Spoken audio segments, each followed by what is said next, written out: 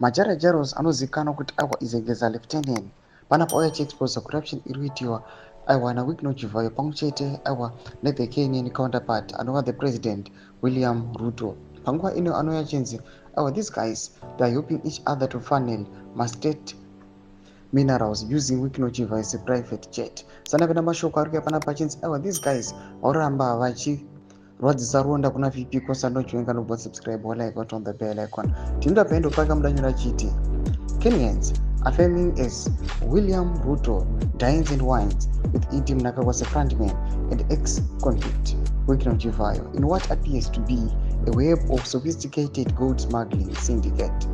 Vice President Constantino Chiwenga has bemoaned corruption, which he says has become a national security threat. Anoposta mapicha samuri kuona awana Ruto Chivhayo nema most luxurious vehicles wachiti na William Ruto. Panapa anoenderambira achiti Ruto and ZVAITWA Chivhayo linked to alleged gold smuggling syndicate.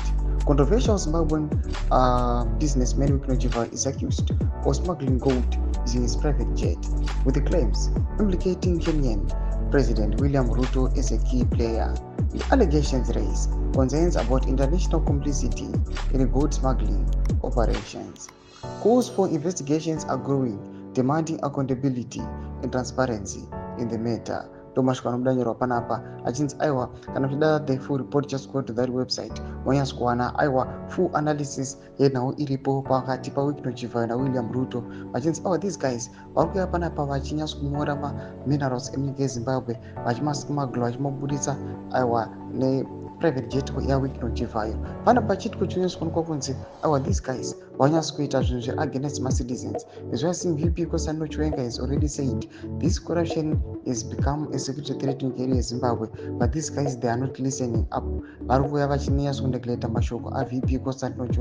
Tudze mafunguro enyu muri kudii pamusoro pechitiko ichi. Kuda kumesection medu dzimafunguro enyu, subscribe or like, turn on the bell icon.